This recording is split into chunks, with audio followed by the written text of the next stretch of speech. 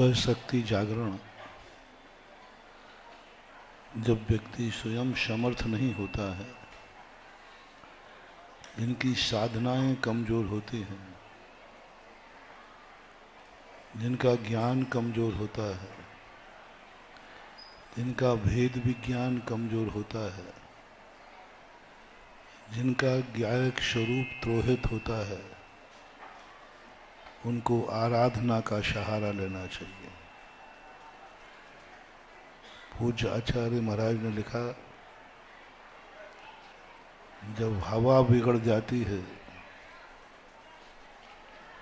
तो दवा काम करती है, और जब दवा बिगड़ जाती है तो दुआ काम करती है। पहले दुआ नहीं लिखा, पहले दुआ नहीं रखा। कितनी बड़ी बात है। जैन दर्शन पहले गुलाम नहीं बनाता, जैन दर्शन पहले शरण में नहीं भेजता। जैन दर्शन कहता है पहले तुम पुरुषार्थ करो, किसी के अधीन मत हो, किसी की शरण स्वीकार मत करो,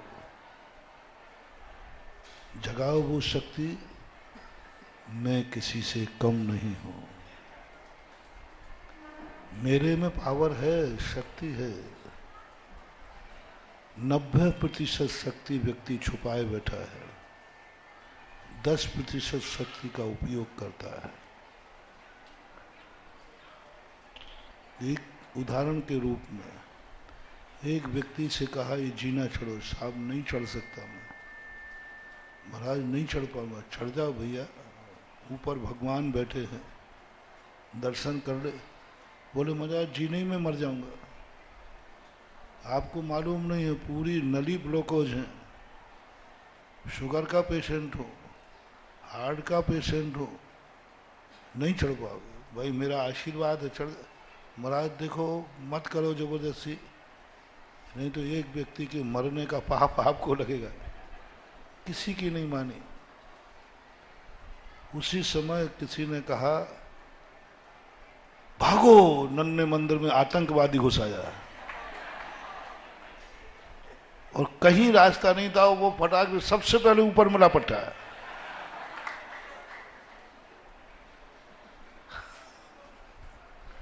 अब ये ताकत कहां से आ गई? वो मरा नहीं। अब भय ने इतनी ताकत दे दी और श्रद्धा ने इतनी ताकत नहीं दी। जितनी भय के कारण ताकत आई, इतना यदि श्रद्धा के कारण ताकत आ जाए तो मंजिल तो छोड़ो, यहां से सीधे मोक्ष चले जाए। एक डाकू ने हमें इतनी ताकत दे दी, एक डाकू ने इतनी ताकत दे दी कि वो जीना पता ही नहीं चला, कब सब पीछे रह गया, वो पहले पहुंच गया पट्टा। एक साधु से वो ताकत नहीं ले पाए तुम, एक डाकू से वो ताकत पाली तुमने। और तुम्हारा गुरु खड़ा था, तुम्हारा साधु खड़ा था, और वो कह रहा चढ़ जाओ भाई, कुछ नहीं होगा। हम रोते रहे, हम गड़गड़ाते रहे। हमने कहा भाई महाराज नहीं चढ़ पाऊंगा। अरे मेरी महाराज आप में भी ताकत नहीं है कि तुम मुझे ऐसे लोगों को जो साधु की गुरु की ताकत से ऊपर नहीं चढ़ पाते हैं, कर्म कहता है महाराज तुम आप पीछे हटो, मैं दिखाता हूं इसकी ताकत। वो डाकू की ताकत से ऊपर चढ़ जाते हैं। जो धर्म के कारण से धर्मात्मा नहीं बन जाते हैं, कर्म उन्हें लाइन पे ला देता है। 2 प्रकार के व्यक्ति होते हैं। एक अपराध करने के बाद मजिस्ट्रेट पूछता है अपराध किया? बोले जी किया है, बात खत्म हुई, केस चल जाएगा। दूसरे कहते नहीं किया, नहीं किया, गवाह तो नहीं किया। तो मजिस्ट्रेट क्या करता है, इसको रिमांडर पे भेज दो। और 5-7 दिन रिमांडर पे लेके आता है। फिर जब किया है तो हाँ साहब किया। अब हड्डी टूट गई ना। मूर्ख है जो रिमांडर की मार खाता है। क्योंकि रिमांडर की मार्ग सजा में नहीं आती, वो गिनती में नहीं आती, वो तो तुम्हारे लिए और होगा। हम क्यों ना त्यागी बने तो धर्म के कारण बने, हम क्यों ना ताकत अर्जित करें तो भगवान के नाम से करें, गुरु के नाम से करें, अपनी खुद शक्तियां जागरण करें। मैं चढ़ूंगा। सबसे पहला व्यक्ति वो कहता, महाराज आप अपना आशीर्वाद खराब मत करो, यदि भगवान ऊपर बैठा है तो मैं ऊपर जाऊंगा और पहुंचूंगा। विल पावर, पावर थिंकिंग जो कल कही थी, भगवान है ना ऊपर, मैं जाऊंगा, मैं जाऊंगा क्योंकि भगवान है। अभी अपनी ताकत, जब ये ताकत नहीं होती है तो भगवान मेरी हिम्मत तो नहीं हो रही है, यदि आपका आशीर्वाद मिल जाए तो ये दूसरी ताकत है। सांगानेर में जब 94 में मैं गया, सांगानेर मंदिर में, इतना डरा दिया मुझे, इतना डरा दिया। देख लो आप आचार्य नहीं हो, अभी तक आचार्य गए, एक शुल्लक जी गए थे, वो अंधे हो गए थे। इतना डरा दिया, इतना डरा दिया कि जिंदगी में पहली बार डरा हूंगा।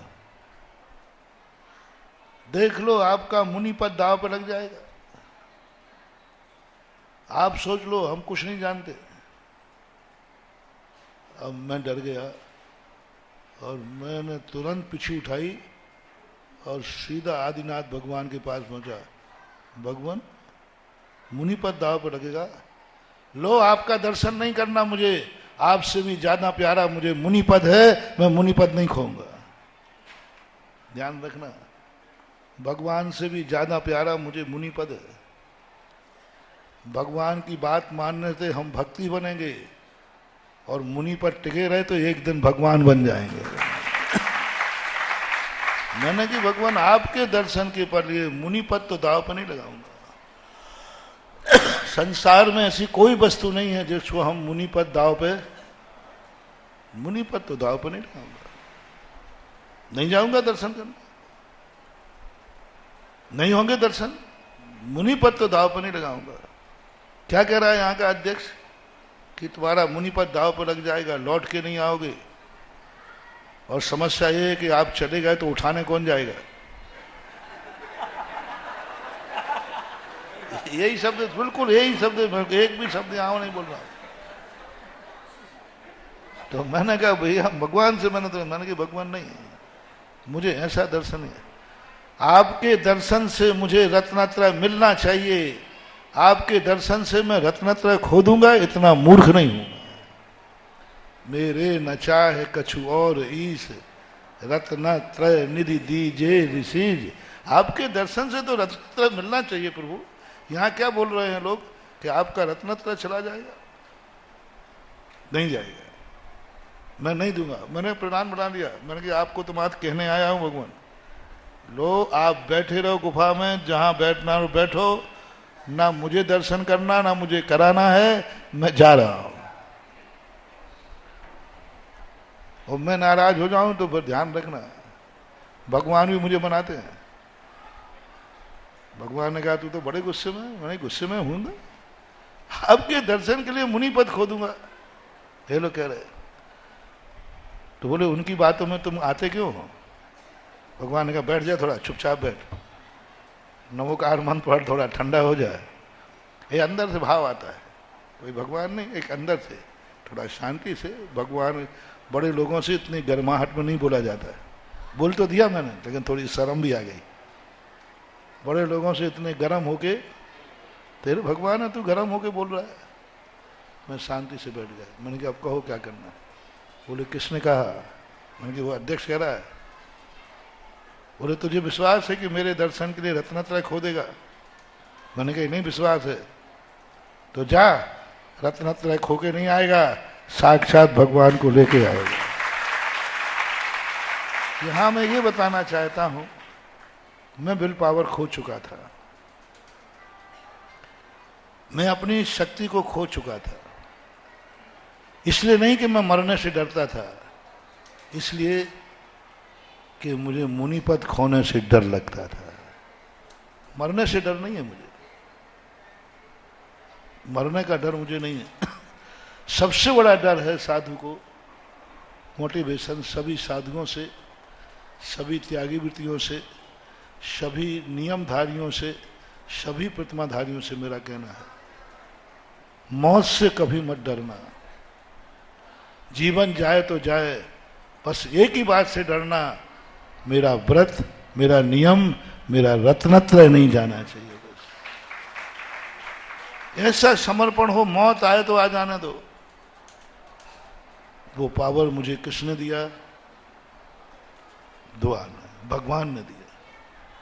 भगवान से भगवान ने कहा कि नहीं जा, मेरा आशीर्वाद है, आशीर्वाद है, जा मूर्ति लेके आएगा। गया और जैसे मैं वहां पहुंचा तो बड़ा अच्छा लगा और मैंने कहा कि बस भगवान आपकी कृपा से यहां तक आ गया। और मैं बैठ गया क्या करने? स्वयंभू स्तोत्र पढ़ने। तो उसके पहले जो महाराज जितने समय में लाते थे, मुझे उससे दूना समय लग गया।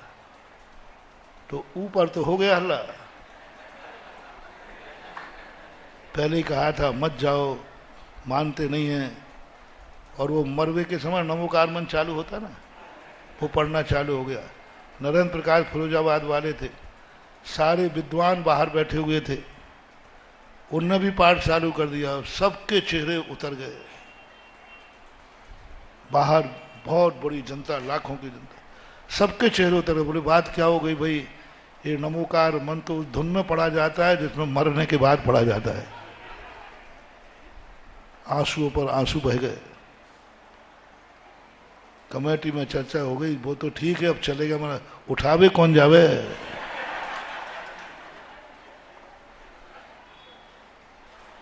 और हम आराम से मस्ती से बैठे भगवान की भक्ति कर रहे, नीचे अच्छा लग रहा था। करीबन 20-25 मिनट, आध घंटे में, आध घंटा हमें ज्यादा लग गया। और बाद में ठाठ से आए तो पहले तो आते ही लोगों ने बड़े उससे देखा कि ओरिजिनल महाराज आए कि कहीं और भूत बन जाता हुआ, नीचे जाते भूत बन जाते हैं, पसीना पसीना, मिट्टी मिट्टी। वीर सागर महाराज ने देखा है, निकलने के बाद क्या दशा होती है? ऐसी हालत हो जाती है, शरीर में ताकत नहीं बचती, पसीना पसीना होता, पूरे मिट्टी से लथपथ हो जाते। तो वैसे ही लथपथ होगा तो लोगों ने ओरिजिनल महाराज तो चलेगा, कोई भूत बन करके। पर उस दिन हमने घोषणा की थी कि जिस दिन किसी के मरने की जिंदा में अफवाह उड़ जाए, समझ लेना उसकी अभी बहुत लंबी उम्र है। अब मैं जल्दी नहीं मरूंगा, क्योंकि एक बार रोने, सबने रो लिया हमारे मरने पर। कहने का भाव ये है, प्रैक्टिकल करता हूं, मैंने देखा है बहुत सारे कार्यों में स्वयं की हिम्मत रहती है, ताकत रहती है, लगाता हूं, लगाना ही चाहिए।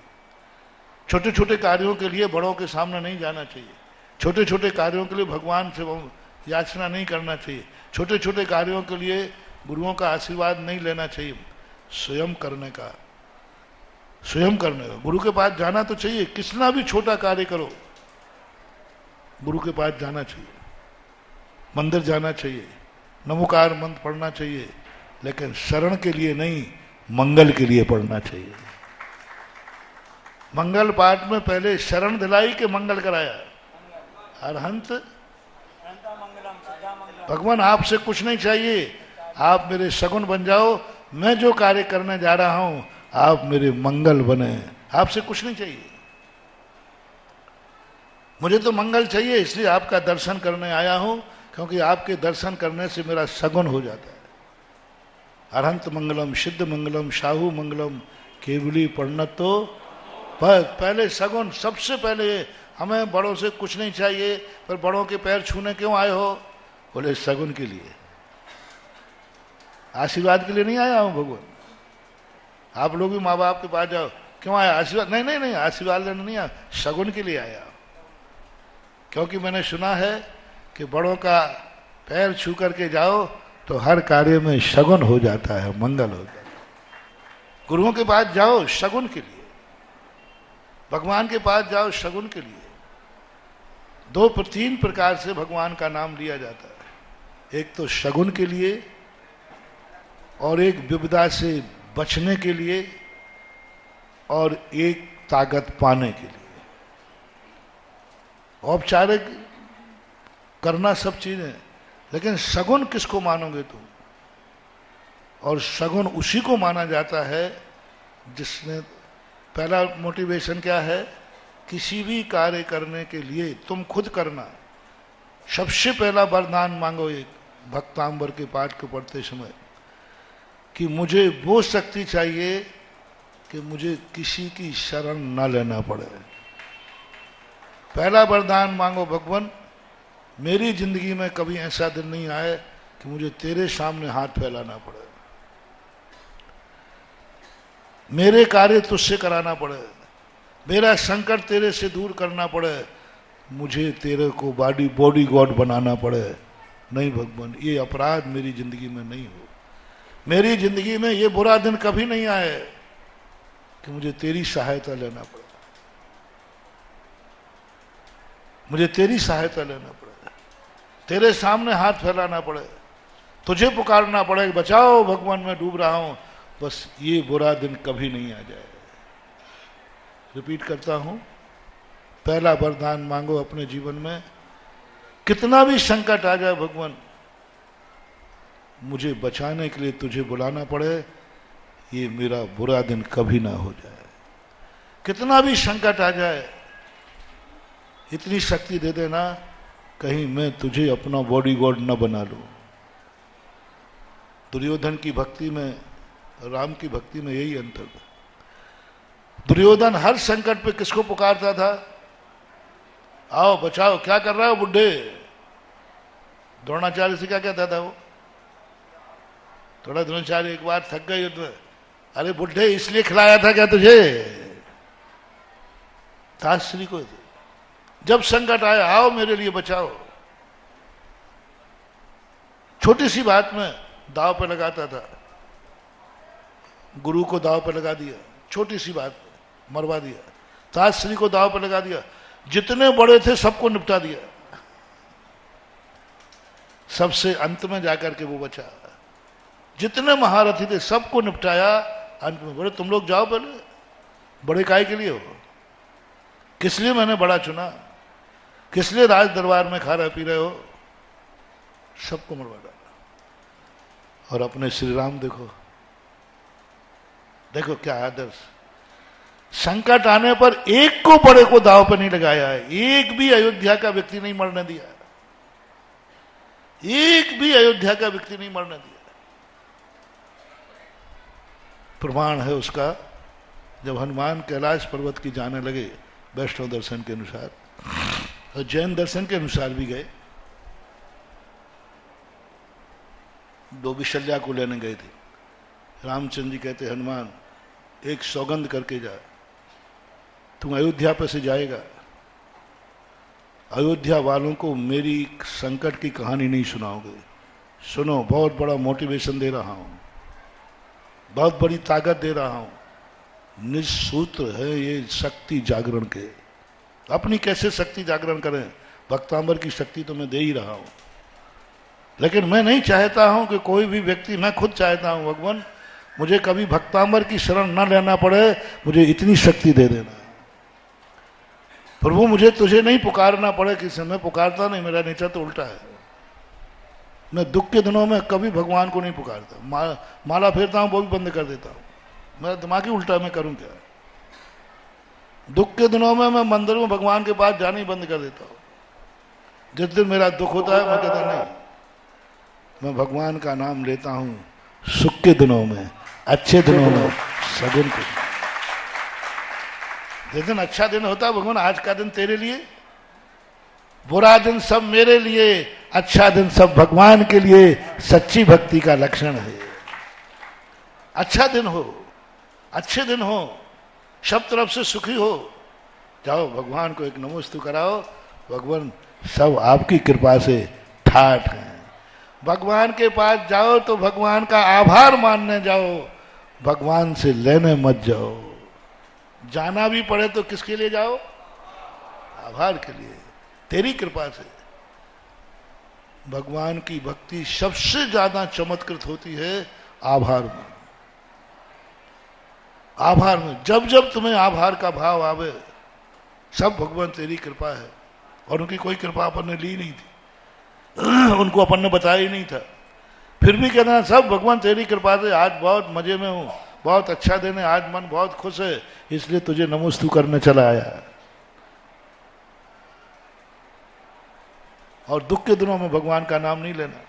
अब देखना मेरी मोनोपोली देखना, मैं कम नहीं हूं, बहुत आगे का हूं। भगवान भी चकमा खा जाएंगे। और हम कह के आए भगवान जब जब मेरे सुख के दिन रहेंगे तेरे चरणों में रहूंगा, दुख के दिनों में नहीं। अब भगवान सोचते हैं यदि इसको दुख आ गया तो आना बंद कर देगा।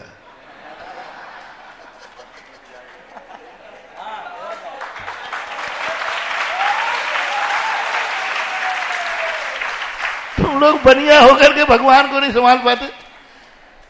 अब भगवान का इसको दुख आया नहीं और इसने मेरा नाम लेना छोड़ा नहीं, ये मंदिर भी नहीं आएगा, जाप भी नहीं देगा, इसलिए अपना नाम लुआना है तो इसे क्या करो?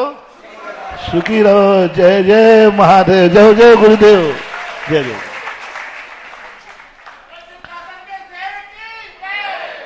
और अब तुम नाम कब लेते हो? एक बार किसी व्यक्ति ने कहा, बोले महाराज जी आप भावना भाव सब लोग सुखी हो जाएं। तो मैंने कहा भाव भाना चाहिए, पर मैंने आपको सुखी करने की कभी भावना नहीं बाता मैं। हम कभी नहीं बाते दमोह के सारे लोग सुखी हो जाए, ये गलती मैं कभी नहीं करूंगा। क्योंकि जिस दिन मैंने ये गलती कर दी, मैं जिस कंपनी का एजेंट हूं कंपनी में ताले लग जाएंगे। बताओ भैया, कोई व्यक्ति जिस कंपनी का एजेंट हो उसमें ताले लगवाएगा क्या? उसमें ताले लगने का अर्थ है अपनी एजेंटगिरी कमीशन खत्म। आपको सुखी किया नहीं। यदि आप सब सुखी हो जाएं तो मैं कहता हूं मंदिर में सुबह कोई देखने को नहीं मिलेगा। क्योंकि तुम सुख के दिनों में कहां मिलोगे? गार्डन में, होटल में, मौज मस्ती में मिलोगे। तुम मंदिर कब आते हो? दुख के दिनों में या दुख से बचने के लिए? दुख में 99% लोग मंदिर दुख में, दुख से बचने के लिए आते हैं। आज तो नहीं महाराज, कल दुख नहीं आ जाए इसलिए चले आओ। अब हमें तुम्हें मंदिर बुलाना है तो क्या करना पड़ेगा? भगवान करे ये सदा दुखी बने रहें, जिससे मेरी कंपनी, मेरा मंदिर हाउसफुल चलेगा। और भगवान कहेंगे क्यों रे, क्या प्रवचन दिया आज, मंदिर में इतनी भीड़ क्यों? बोले महाराज एक मंत्र इन बनियों का, पर इनको दुखी बनाए रखो, ये आपको नमोस्तु करते रहेंगे। जय जय जय श्री भगवान, जय। बोलो ये आदत सही है कि नहीं? ये होता है कि नहीं? बस ये सूत्र पकड़ लो। कबीर ने ये सूत्र पकड़ लिया। कबीर ने ये सूत्र पकड़ लिया कि तुम दुख में मंदिर आओगे तो धर्म कहेगा इसको मंदिर बुलाना है तो दुखी रखना पड़ेगा, क्योंकि ये दुख में मंदिर जल्दी आता है। दुख में सुमरन, और तुम दुख में करते हो। आप देख लो दुख के दिन में आपकी कैसी स्थिति होती है, क्या माला फिरती है ऑपरेशन थिएटर के सामने। मच्छर भी काट रहे हैं, सब कर, मतलब कुछ नहीं, मच्छर क्या, बिच्छू निकल जाए तो। दुख में जो आपकी विशुद्धि है, यही आपकी सबसे बड़ी भूल है, सबसे बड़ी भूल है। क्योंकि प्रकृति कहती है, गार्जियन कहता है, गुरु कहता है, हमें अपने बेटे को धर्मात्मा रखना है। और ये धर्मात्मा कब रहेगा? बोलो, दुखी रहे। ये मंदिर कब जाएगा? ये माला कब फेरेगा? ये छोकरा बाप को याद कब करेगा? जब पैसा नहीं होगा, परेशान होगा तो पापा पापा पापा ये छोकरा। तो आपको आपका गार्जियन सदा ये महसूस रखेगा कि ये दुखी बना रहे, जिससे धर्म को याद करता रहेगा। गुरु भी यही चाहेंगे और मैं तो यही चाहूंगा। क्योंकि मैंने तो देख लिया, जितना जितना आपको दुखी रखो उतने मालाएं फिरेंगी, उतना मंदिर फिरेगा। जब से शांति धारा दुख दूर करने की दवाई बनाई है, तब से लाखों लाखों में शांति धारा रही, नहीं तो फोकट में कोई नहीं पूछ रहा। यही शांति धारा फोकट में कोई नहीं पूछता था। यही अभिषेक है, आपको सबको मालूम है। हमने की महिमा के पहले बताओ, ये शांति धारा की कीमत क्या थी फोकट में, और अभिषेक की मंदिरों में 2-4 लोग बचते थे, बूढ़े ठेड़े। मैंने कहा इनको कैसे बुलाओ, खूब महिमा बताई, बेटा आ जाओ। बोलो महाराज जी हमें तो नींद आ रही है, आ जाओ। नहीं महाराज आज हमें दोस्तों के साथ पिकनिक में सुबह मुझे अरे मैंने कहा ये ऐसे नहीं मानेंगे। मैंने कहा लो झंडा लहराया, दुख निवारण दवाई, संकट मोचक दवाई, इच्छा पूर्ति दवाई, सब लाइन लगा दी। और जब माल कम हो लाइन ज्यादा हो तो भाव बढ़ा देते हैं। मैंने भाव बढ़ा दिया, और मेरे से कराओगे तो 1,11,000। अच्छा आएगा लाइन में, जाएगा कहाँ पट्टा। अरे महाराज बहुत महंगे। अरे तुम देखो तो सही चमत्कार, ये तो नाक रगड़ के लेंगे। और ले रहे हो कि नहीं? हाँ, लेकिन मैं खुश नहीं हूं। मंदिर तो हाउसफुल हो गए, शांति धारा तो खूब हो रही, लाखों लाखों की, 10-20 लाख की शांति धारा हो रही, खूब हो रहा है, इसमें कोई संदेह नहीं। लेकिन मैं खुश नहीं हूं, क्योंकि मुझे तुम्हें दुखी भावना भाग करके मंदिर बुलाना पड़ा, और तुम दुख में मंदिर आए हो। तुमने दुखी होकर शांति धारा की है, इस बात का दुख मुझे है, इस बात से मैं दुखी हूं। मेरा कमीशन बड़ा है, इसमें कोई संदेह नहीं है। भगवान मुझे कमाऊ पूत मानते हैं, ध्यान जनता बंद करना। मैंने मंदिरों की आमदनी बढ़ाई, मैंने तुमसे दान दिलाए, और मेरा कद बड़ा है, मेरी जय जयकार भी खूब हो रही। अरे महाराज ने शांति धारा बताई, मैं तो बंबई से लौट आया। लाखों चीजें, लाखों ऐसे हैं जिनकी शांति धारा मैंने कराई, और वे आज घर में अपने बाल बच्चों के साथ घर में रह रहे हैं सुखी से, नहीं तो पता नहीं क्या होता। ये मुझे मिला, ये सौभाग्य मुझे मिला, ये प्रशंसा मुझे मिली, ये जयकारा मुझे मिल रहा है। बोलो मिल रहा है, झूठ तो नहीं कह रहा हूं। बोलो भी सर, मिल रहा है कि नहीं? मिल रहा है, सबको मालूम है। और हर जीवन से हताश होने वाला एक ही बात करता है, बस एक बार महाराज के मुख से शांति धारा हो जाए। कम से कम 90% लोग तो भावना भाते। बोलो भाते हो कि नहीं? पर मैं खुश नहीं। सब तरफ से मेरी पवारा है, लेकिन अंदर चेतना से पूछो, मैं दुखी हूं। क्योंकि तुम आए तो दुख में आए। कब आए? शांति धारा की तो कब की? मैं भी तुम्हें बुला पाया, बोल दो ना, दुख में बुला पाया। मैंने अपने दरवाजे तुम्हें बुलाया, भगवान के दरवाजे बुलाया, दुख में बुलाया, रोते हुए बुलाया। ये बात अलग है कि तुम रोते हुए आए और हमने हंसते हुए भेजा।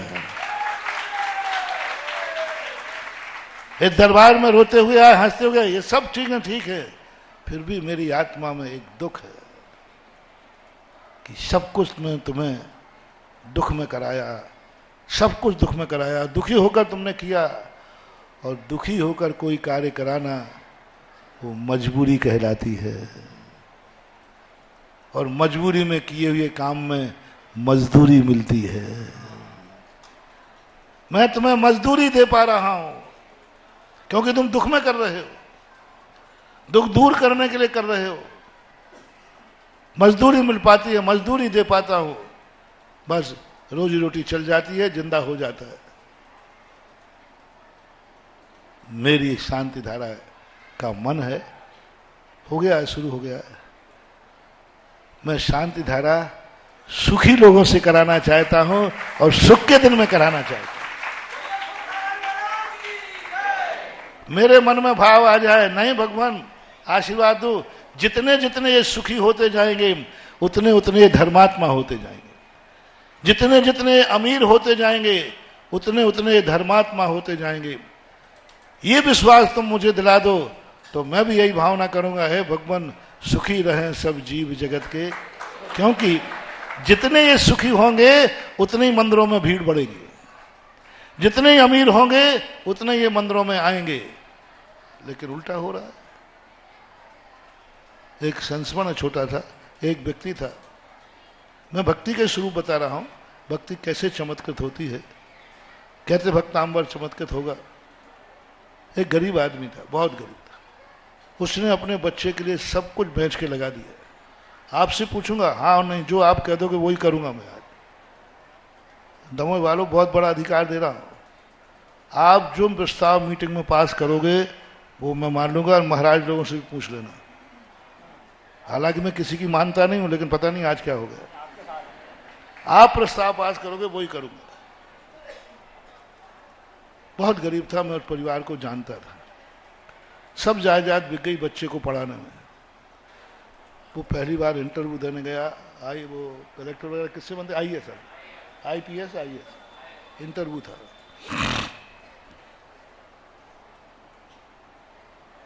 बोले महाराज जी बस आपको मालूम हमारे घर की हालत, मेरे माँ बाप के सब कुछ बर्बाद होगा मेरे लिए, बस आप ऐसी प्रार्थना करें, आशीर्वाद दे, मैं इंटरव्यू पास हो जाऊँ। जिंदगी में पहली बार मैंने भगवान से फरियाद की। मैंने कि भगवान मैं इस परिवार की हालत जानता हूँ, मैं इस फाइल पे सिफारिश लगाता हूँ, इस बच्चे की नौकरी लगना चाहिए, ये पास होना चाहिए इंटरव्यू में, नहीं तो ये मरेगा, पूरा परिवार मर जाएगा। अब कुछ बचे ही नहीं उनके पास खाने को, सब हो गया। पहली बार मैंने सोर्स लगाया था जिंदगी में, पहली बार। और तुम्हें मालूम है मेरे सोर्स लगने के बाद फिर तो फाइल मैंने प्रभु से प्रार्थना स्पष्ट बोलो कहा, मैंने भगवान को पीछे उठाकर नमस्ते किया उसके लिए। और काकताली न्याय से कहो वो पहली बार इंटरव्यू में पास हो गया। अभी मुझे पता नहीं है, इंटरव्यू हो गया, समय निकल गया, उसके ज्वाइंट लेटर निकल गए। मैंने कहा भगवान जिंदगी में पहली बार मांगा था मैंने और उसी लड़के को फेल हो गया। लोग वो मर गए होंगे सब, 6 महीने हो गए अभी तक नहीं आया उनके परिवार का कोई व्यक्ति, सीधे मर गए होंगे, सुसाइड कर ली होगी, क्योंकि उनके पास कुछ बचा ही नहीं था। भगवान ने ठीक नहीं किया। इतनी प्रार्थना की तेरे से, इतनी भावना की, मैंने अपना सब कुछ लगा दिया और आज उसका काम नहीं हुआ, मर गया पूरा परिवार। और मेरे जब भी वही परिवार घूमता, पूरे परिवार ने आत्महत्या कर ली होगी, पक्का है, आत्महत्या कर ली होगी, पक्का है। बिहार कर गए हम, बिहार चलते चलते बहुत दूर 200-300 किलोमीटर दूर जाके चले गए। 2-2.5 साल के बाद, अब 2-2.5 साल के बाद मुझे कुछ भी पता नहीं है कि उसकी पोजीशन क्या है। 2-2.5 साल के बाद मैं एक जिले में पहुंचा तो वहां वो व्यक्ति दिख गया। मैंने कहा ये तो वही व्यक्ति है। फिर भी मैंने कहा डबल रोल हो सकता है। मैंने बुलाया, मैंने कहा भैया तू वही है क्या, तू जिंदा है, तेरे मम्मी पापा? बोले महाराज सब जिंदा हैं। मैंने तेरी नौकरी लगी? बोले लगी, उसी दिन उसी बार में लग गई थी। मैंने की भला आदमी एक बार कहने तो आ जाता।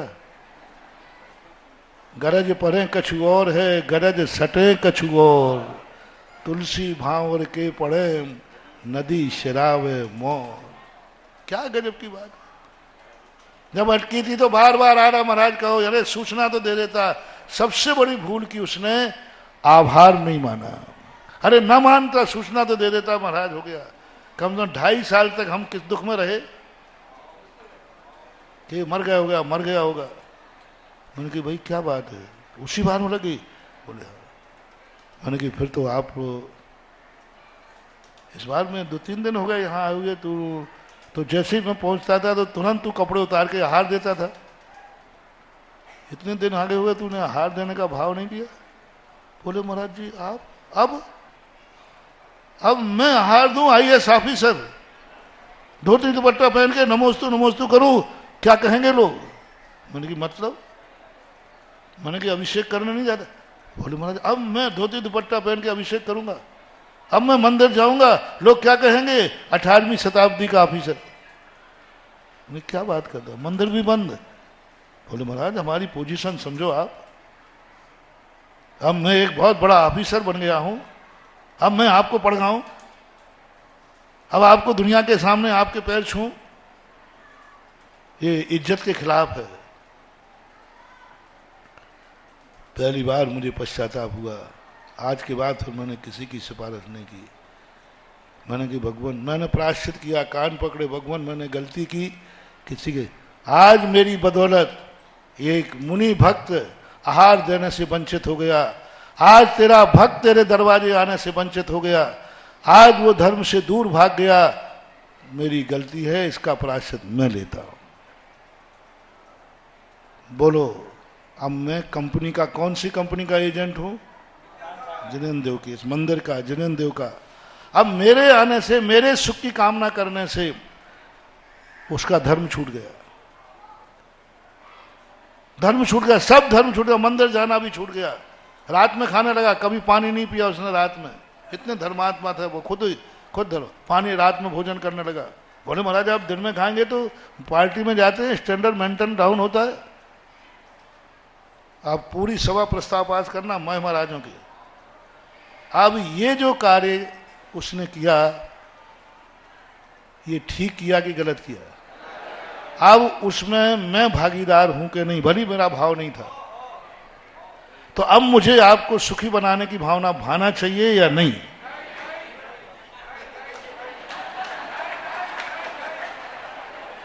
बोलो वीर सागर जी, बोलो।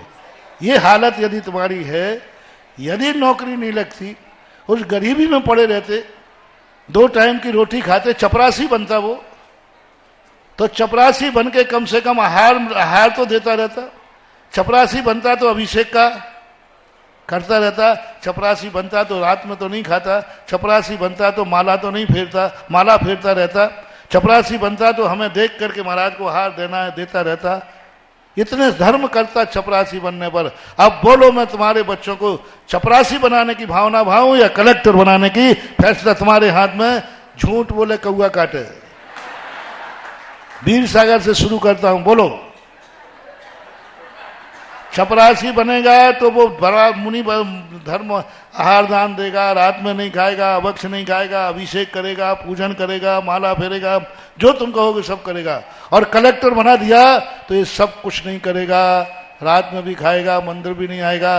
अब बोलो हम साधु हैं और इस स्थान पर तुम होगे तो क्या करोगे? चपरासी सीधी सीधी बोलो, घुमा फिरा के मत बोलो। हाँ, सुधा सागर की मंच पे बोले हो, सुधा सागर की भाषा बोलो, डरो मत। चपरासी बनाओ या कलेक्टर? सीधी सीधी बोलो। कलेक्टर बनाऊं तो ये रिक्स है और चपरासी बने तो ये फायदा है। और तुम मुनि महाराज हो, ध्यान रखना, तुम भी इसी कंपनी के एजेंट हो, सीधा सस्पेंड कराऊंगा। भगवान से कहूंगा भगवान ये खतरनाक से सर बोलो क्या करोगे? यही करेगा। सच्चा बाप होगा तो यही कहेगा बड़ी तनख्वाह छोटी रहे लेकिन बेटा धर्मात्मा बना रहे। सही गुरु यदि अपन है उसके, नकली गुरु नहीं, यदि असली गुरु हैं, यदि बेटा को चाबी देते हैं तिजोरी की तो शराब पिएगा और 1 रुपया भी नहीं देते हैं तो शराब नहीं पिएगा। असली बाप को क्या करना चाहिए? चाबी देना चाहिए, नहीं देना चाहिए? तो ये दुश्मन हुआ कि हितैषी हुआ? इसलिए बोलो अब आप, बोलो आप असली गुरु है कि नकली? आज पता चल जाएगा। बोलो जल्दी बोलो। बात कह दिया सब, मैं कहलवा के रहूंगा, ध्यान रखना। पदम सागर जी बोलो। और आज जिसने गड़बड़ बोला तुरंत एप्लीकेशन लिखूंगा, भगवान ये है आपकी कंपनी को दिवालिया लगाने वाला, भक्तों को कलेक्टर बनाएगा और मंदिर में कोई भी देखने वाला नहीं मिलेगा, सबको अमीर बनाएंगे और मंदिर खाली कर देगा। बोलो जल्दी। जो मैं कह रहा हूँ वही सही है ना? हाँ, पदम साइन करना, जो आप कह रहे हो वो मैं सही है।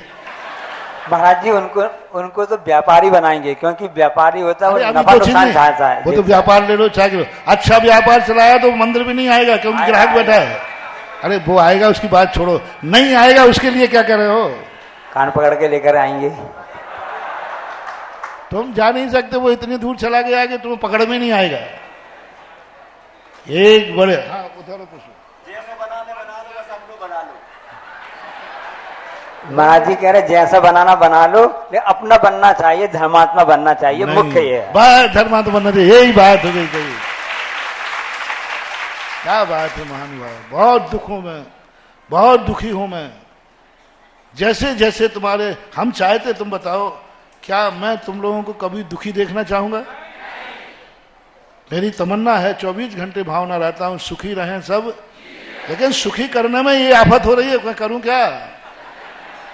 कौन बाप नहीं चाहता कि बेटे को चाबी दें, लेकिन चाबी देते उसे मालूम है नाली में मरेगा।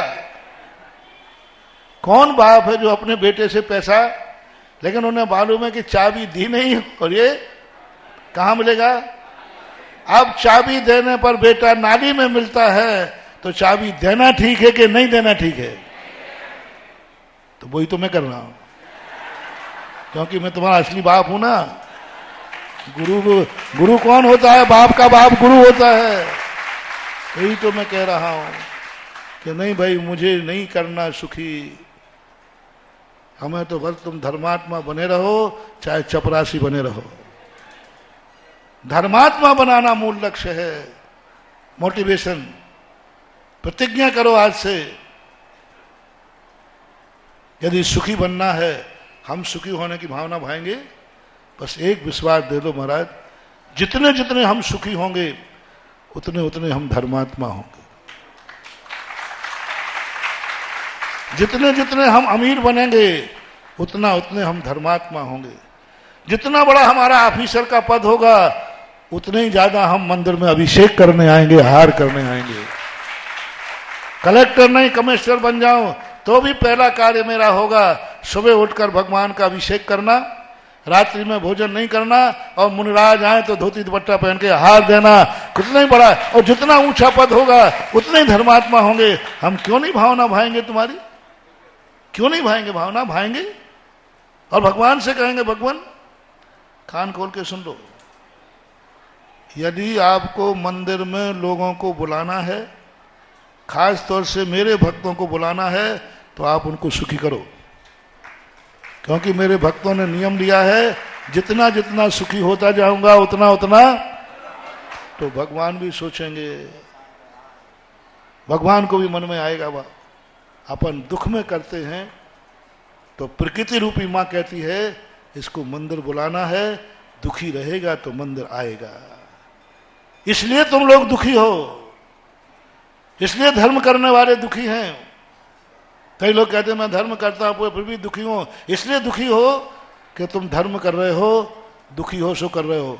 जैसे ही सुखी हो जाओगे तुम मंदिर छोड़ दोगे, तो मां हितैषी है, वो कहते हैं दुखी भली बना रहे लेकिन धर्मात्मा बने रहना चाहिए। इसलिए अब आज से क्या करना अपन को? सुख में सुमरन सुख में करेंगे। अच्छा दिन गार्डन में नहीं व्यतीत करेंगे, अच्छा दिन तीर्थ क्षेत्र पर व्यतीत करेंगे, कुंडलपुर में। अच्छा दिन आए, जन्मदिन आए, कहां जाना है? बोले हिल स्टेशन गार्डन में। नया साल आया, कहां जाना है? गार्डन में। नहीं, जो अच्छा दिन हो, शुभ दिन हो, वो गुरुओं के सानिध्य में तीर्थ क्षेत्र पर मंदिर में व्यतीत करो, तुम्हें सदा दिवाली बनती रहेगी। तो मैं जो बात कह रहा था, विल पावर अपना जगाना है, स्वयं की शक्ति जगाओ। जब स्वयं की शक्ति कुंठित हो जाए, कुछ ना हो, तो भगवान को पर सगुन के रूप में नहीं, मूल विषय था पहले भगवान को सगुन बनाओ। और कौन सगुन बनता है? जो व्यक्ति तुम्हारे हित का विचार करता हो, जिसने तुम्हारे ऊपर उपकार किया हो, सगुन उसको बनाना, उसको सगुन बनाना। क्योंकि ये कहीं से तुम्हारा उपकारी है क्या? इसने कभी तुम्हारे लिए कुछ किया है क्या? कभी तुमने इसने भावना की है क्या? तीर्थंकर सबसे पहले मांगली क्यों है? आप लोग तीर्थंकरों को क्यों बैठालते हो मंदिर में? सामान्य केवली को क्यों नहीं बैठालते? क्यों? सामान्य केवली के अरहंत नहीं? कल शाम को प्रश्न आया था ना, कल ही तो आया था। क्या वो मां अरहंत नहीं है? हैं, लेकिन वो मेरे लिए सगुन नहीं है। बहुत बड़ा मोटिवेशन दे रहा हूं, थोड़ा 2 मिनट में कह दूं या पढ़ूं? बता दे रहा हूं, बहुत बड़ा मोटिवेशन महानुभाव। सामान्य केवली इतने हुए, उनको मूर्ति क्यों नहीं बैठालते आप? क्या वो अरहंत नहीं है? हैं, लेकिन वो सगुन नहीं है। वो तुम्हारे लिए सगुन नहीं है। वो तुम्हारे लिए सगुन नहीं है। क्यों? उन्होंने कभी तुम्हारे लिए कुछ नहीं भाया, कुछ नहीं किया तुम्हारे लिए। उनको अपनी आत्मा से मतलब था, मेरा कल्याण करो। आंख बंद किया, जंगल में जाके बैठ गए और मोक्ष चले गए। वे भगवान हो सकते हैं, लेकिन हमारे लिए सगुन नहीं हो सकते। सगुन कौन है? जिसने हमारे लिए कुछ किया हो, कुछ किया हो। ये जितने तीर्थंकर हैं, इन्होंने हमारे लिए क्या किया मालूम? पूर्व भाव उठा के देखो। भगवान का समोषण मिला तो स्वयं का कल्याण नहीं मांगा, स्वयं के दुख दूर करने की बात नहीं की, पर भगवान मैं कुछ नहीं चाहता हूं, तेरे दर्शन का यह वरदान दो कि संसार का हर व्यक्ति सुखी हो जाए। मैं किसी की आंख में आंसू नहीं देखना चाहता हूं। देखो क्या मांगा, अपने लिए मांगा, सारे जगत के लिए मांगा। क्यों नहीं होंगे ये सगुन? क्योंकि ये संसार के लिए इन्होंने मांगा, संसार के लिए जिए। भावना भाई सुखी रहे सब, तभी तो इनको तीर्थंकर प्रकृति का बंध हुआ। तीर्थंकर प्रकृति का बंध है जगत कल्याण की भावना। तो जिसने कभी हमारे ऊपर कुछ उपकार किया हो, हमारे हित में कोई विचार किया हो, उसको सगुन मानना, उसको मंगल मानना, उसको सगुन रूप स्वीकार करना। माता पिता से लेकर भगवान तक लगा लेना। जब इसमें तुम्हारा सगुन खत्म हो जाए, फिर तुम स्तुति करना। सगुन में स्तुति नहीं की जाती। मां दर्शन किया, जय हो भगवान, जय हो, सगुन हो गया। सगुन में कुछ नहीं करना। लेकिन सगुन से जब काम नहीं चल रहा हो, तो सेकंड नंबर पर स्तुति करना। अभी मांगना कुछ नहीं, स्तुति करना, उनकी महिमा गाना। चत्तारी दंडक में पहले मंगल कहा, फिर सेकंड नंबर क्या कहा? स्तुति। अरहंत लोग उत्तमा, सिद्ध लोग उत्तमा, साहू लोग उत्तमा, केवली पंडितो धम्मो लोग। ये स्तुति है, गुणानुवाद। आप श्रेष्ठ है, आप महान है। सेकंड नंबर पर स्तुति कराई। जब स्तुति से काम नहीं चले, स्तुति करने से भी काम नहीं चले, तब फिर कहना अन्यथा शरणम नास्ति तुमेव। बस अब मैं टूट चुका हूं, अब मैं थक चुका हूं, अब मेरे में कोई ताकत नहीं रही, सब तरफ से मैं हताश हूं, कोई रास्ते नहीं दिख रहे हैं मुझे। तब कहना बस अब आपकी ही शरण है। तीसरे नंबर पर शरण लाए। पहले नंबर पर शरण लाना चाहिए था। शरण स्तुति, फिर बाद में मंगल। नहीं, इसका क्रम का बहुत बड़ा लॉजिक है। अभी समय नहीं है। मैंने चत्तारी दंडक पर कई दिनों तक प्रवचन किया है।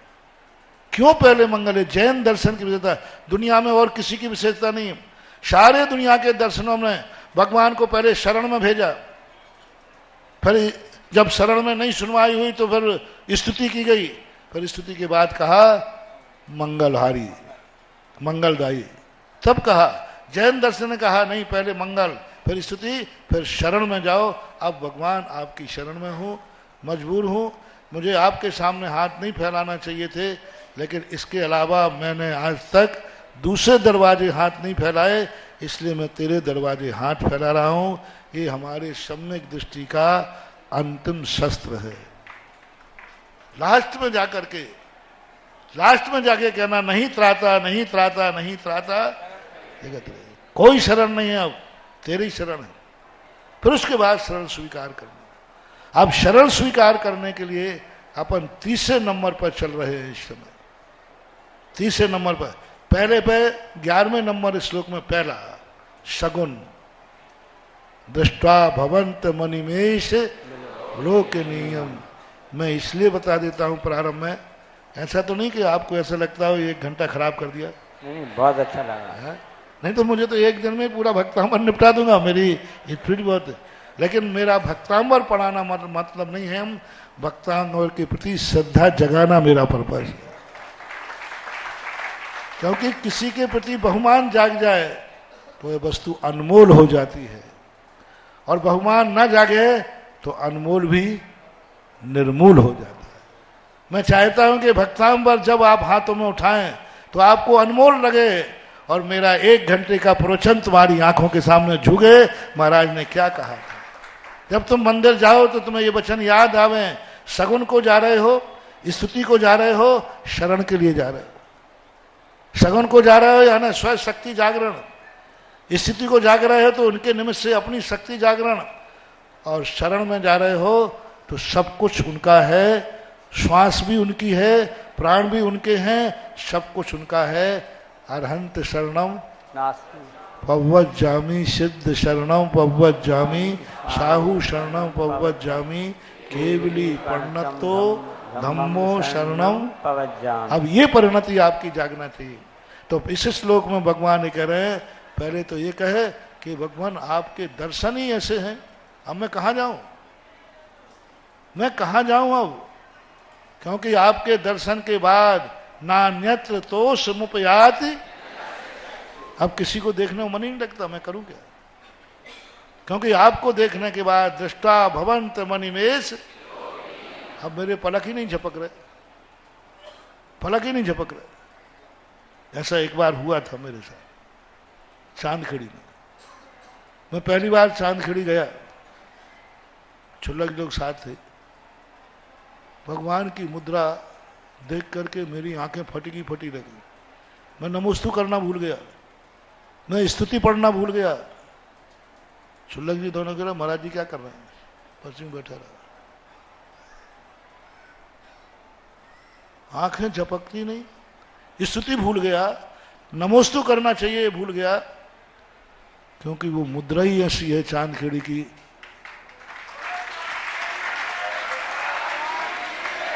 ऐसी अलौकिक सौम मुद्रा है। मंगल यदि सगुन रूप में संसार की कोई मूर्ति है तो आदिनाथ भगवान का चेहरा है जो सगुन है, मंगल है। इतना सौम्य मुद्रा, इतनी सौम्य मुद्रा, एनर्जी बहुत मूर्तियों में ज्यादा है। शांति आदिनाथ भगवान से भी एनर्जी बहुत ज्यादा मूर्तियों में है, लेकिन सगुन और मंगल में जो चांदखेड़ी की मुहर के चेहरा है, मूर्तियों में चांदखेड़ी का चेहरा मंगल है और गुरुओं में आचार्य विद्यासागर का चेहरा मंगल था। है कोई दुनिया में हमारे आचार्य महाराज जैसा चेहरा? दांत भी गिर गए तो भी ऐसे लगते थे जैसे बिल्कुल सगुन का है। जिसका हंसता हुआ चेहरा हो, सौम्य चेहरा हो, वो शगुन कहलाए। एनर्जी नहीं बता रहा हूं, शगुन। और हमारे आचार्य श्री का चेहरा सदा उन जैसी मुस्कान नहीं, उनकी मुस्कान प्रसिद्ध है। और सबसे ज्यादा शगुन थे हमारे आचार्य जी। आशीर्वाद की नहीं कह रहा हूं, वो आशीर्वाद देते ही नहीं थे, पीछे लगाते हो तो वो करते ही नहीं थे, लेकिन फिर भी लोगों के काम कैसे होते थे? मां सगुन से। साधु को यहां मोटिवेशन रहना चाहिए। लोग जब दर्शन करने आते हैं तो यहां से बड़े करम फोड़े, ऐसे बैठ जाओ। सौम्य मुद्रा में बैठना चाहिए। आने वाले भक्त के दर्शन करते ही उसका मंगल हो जाए, ये है गुरु दर्शन। मुख चंदते अमृत झरे, मुख चंद अमृत झरे तो बाद में मुख ऐसा बिल्कुल सौम्य मुद्रा हो, शांत मुद्रा हो, मुस्कुराती, हंसते हुए नहीं कह रहा, मुस्कुराते हुए मुद्रा हो। उस मुद्रा को गुरु की मुद्रा वो दिख जाए और भगवान की वो मुद्रा दिख जाए तो मंगल ही। और वो चीज मैंने चांदखेड़ी में देखी और ये श्लोक मैंने सफल होते हुए देखा है। ऐसे कभी होता है क्या? पलक ही नहीं झपक रहे, बोलते ही नहीं बन रहा है। और पहली बार के दर्शन की बात कर रहा हूं, 2001 में शायद, बिल्कुल स्तब्ध बैठ के रह गया। 8-10 मिनट तक मुझे होश भी नहीं है क्या है। तब मैंने इस श्लोक को वहां प्रवचन में दिया। भक्तांबर का एक एक श्लोक जीवंत है, जीने वाला चाहिए। अब आप सोच लीजिए कैसी स्थिति है आपकी। क्या भगवान को दर्शन करते ही आप कभी स्तब्ध हुए? क्या आपको अब कहीं मन नहीं लग रहा है? दूसरा मोटिवेशन कल दिया था, बोलो किन किन ने पारसनाथ भगवान का दर्शन किया नन्हे मंदिर के? किन किन ने भगवान बड़े बाबा का दर्शन किया कुंडलपुर के? मुझे दिखता शायद यहां सभी ने किया होगा। किया है कि नहीं? किया है कि नहीं? आओ प्रमाण पत्र दो, गवाह दो। सबूत मांग रहे हैं मानतुंगाचार्य महाराज। क्या इस बीतराग मुद्रा को देखने के बाद, क्या इस बीतराग मुद्रा को नमोस्तु करने के बाद क्या आपका नियम है अब ये माथा कहीं दुनिया में कहीं झुकेगा नहीं, क्योंकि ये बड़े बाबा को झुक चुका है।